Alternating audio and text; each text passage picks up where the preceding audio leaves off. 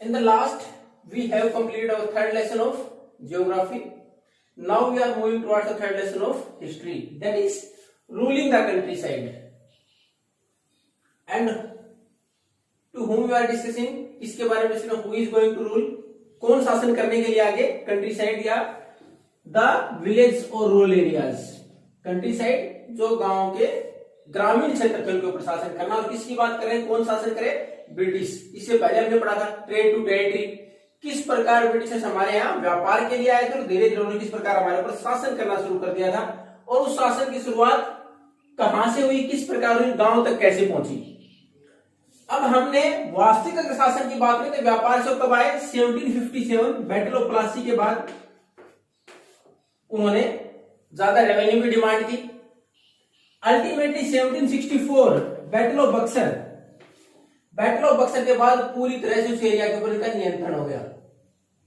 And in 1765 में Mughal emperor ने इनको द राइट टू दीवानी, दीवान के तौर पर इनको अधिकार दे दिए गए रेवेन्यू कलेक्ट करने के. और दीवान था क्या, according to that post he was the chief administrator. उस वक्त दीवान का पद था, उसके अनुसार वहां फाइनेंशियल एडमिनिस्ट्रेटर, प्रशासन किसके लिए, वित्तीय व्यवस्थाओं के लिए, कि जो भी हमारे पास फाइनेंशियली जो भी है इंप्लीमेंट करना है, कि क्या टैक्स लिए जाएंगे, कौन सी जगह से कितना लिया जाएगा, आर्टिसंस पर कितना टैक्स लगेगा, फार्मर्स पर कितना लगेगा, तो सारा डिसाइड कौन करता, ये जो भी दीवान होता. अब ये अधिकार किसको मिल गया, 1765 के बाद the company got the right, British company को मिल गया.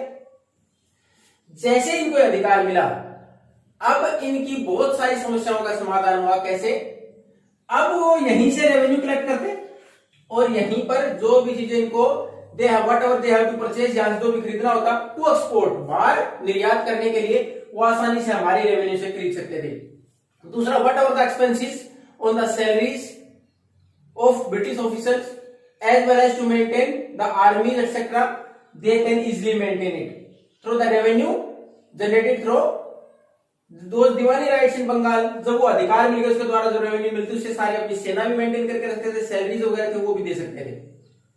तो 1765 के बाद इनको जब ये अधिकार मिले तो इन्होंने इनका पूर्ण उपयोग किया अपने आपके व्यापार को बढ़ाने के लिए. उसके बाद इनको थोड़ा सा लगा कि क्यों ना डायरेक्ट रूल किया जाए, बात के ऊपर सीधा शासन करें. लेकिन शुरुआत में इनके व्यापारिक जो केंद्र होते थे मोस्टली बिग सिटीज या तो बड़े शहर और द एरियाज अराउंड पोर्ट, जो भी पोर्ट बंदरगाह के आसपास इलाके होते जहां से they can easily trade through waterways, जहां से आसानी से पानी के रास्ते से व्यापार कर सकते थे. तो उन्हीं रास्तों पर इनका कंट्रोल था. लेकिन धीरे धीरे उन्होंने ग्रामीण क्षेत्र उनकी तरफ अपना शासन बढ़ाया, just to get the revenue, उस रेवेन्यू को कलेक्ट करने के लिए. क्योंकि the major source of the revenue was agriculture. मुख्य तौर पर जो रेवेन्यू आती थी वो कहां से आती थी, खेती से आती थी. As well as from different craft, जो दूसरे क्राफ्ट होते थे, कोई भी अगर हमारे यहाँ उस टाइम पर जितने भी कानून के ऊपर टैक्स लगाते थे उनसे आती थी. और most of the craftsman and the farmers reside inside the villages, तो गांव में थे. तो उस साइड अब इनके लिए शासन का बढ़ाना आवश्यक हो गया रेवेन्यू को बढ़ाने के लिए. अब प्रॉब्लम क्या थी, बीइंग द फॉरेनर, क्योंकि वो बाहर से थे, it is not easy for them, इतना आसान नहीं था इनके लिए. तो उन्होंने क्या किया, they try to control the local rulers. उन्होंने पहले किसके ऊपर नियंत्रण करना शुरू किया, स्थानीय शासकों पर. They do not remove them at once, उनको एक साथ हटाया नहीं शासन से, उनको शासन दिए रखा लेकिन उनके ऊपर नियंत्रण किया. क्यों, the local rulers have their authority and Prestige in the public, उनकी खुद की एक सम्मान, एक अधिकार लोगों के ऊपर था और लोग उनको मानते थे. तो इसलिए रेवेन्यू कलेक्ट करना लोकल रूलर्स के द्वारा ज्यादा आसान था ब्रिटिशर्स की बजाय. तो इसलिए उन्होंने क्या किया कि सीधा उन शासकों को हटाने की बजाय उनके ऊपर नियंत्रण करना शुरू कर दिया, कि उनको फोर्स किया रेवेन्यू कलेक्ट करने के लिए, ताकि जल्दी कोई विरोध ना हो. दूसरा, इसके बाद रेवेन्यू कलेक्शन के लिए जो तरीके पहले अपनाए गए थे, तो उसके लिए उनको रेगुलर असेसमेंट नहीं किया कि कहां किस जमीन से कितना टैक्स लिया जाएगा. क्यों नहीं किया, कि एक बार आपने डिसाइड कर दिया उसके बाद you are not able to get more amount, वहां से ज्यादा नहीं ले सकते. आपने डिसाइड कर दिया एक एकड़ में हमें इतना टैक्स लेना है. If the production is increased, अगर प्रोडक्शन बढ़ गया तो भी आप नहीं ले पाते थे. तो उन्होंने कोई भी ऐसा फाइनल असेसमेंट दोबारा नहीं किया और न ही कोई डिक्लेयर किया कितनी रेवेन्यू कहां से कलेक्ट होगी. और they forcibly collect more and more revenue, और ज्यादा से ज्यादा रेवेन्यू कलेक्ट करने का वहां से प्रयास किया गया.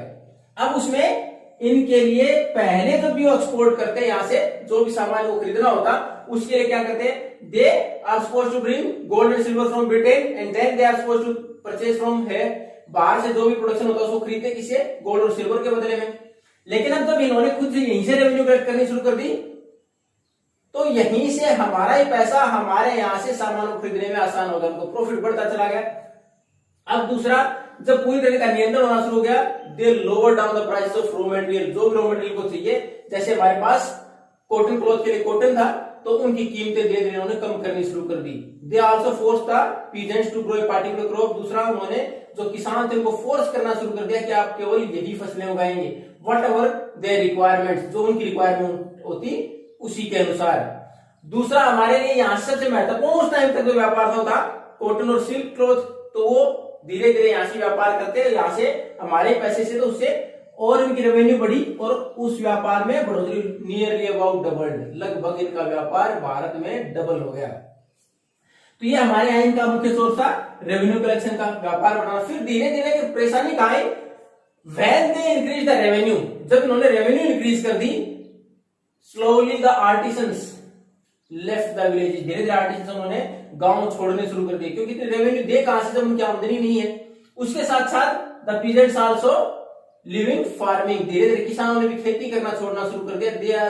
दे were trying to find out other jobs, दूसरे जॉब ढूंढने शुरू कर दिए, क्योंकि इतनी ज्यादा रेवेन्यू और वो भी फोर्सिबली कलेक्टेड, उनको परेशान किया जाता तो उनके लिए सर्वाइव करना मुश्किल होगा। धीरे धीरे उन लोगों ने वहां से मूव करना शुरू कर दिया।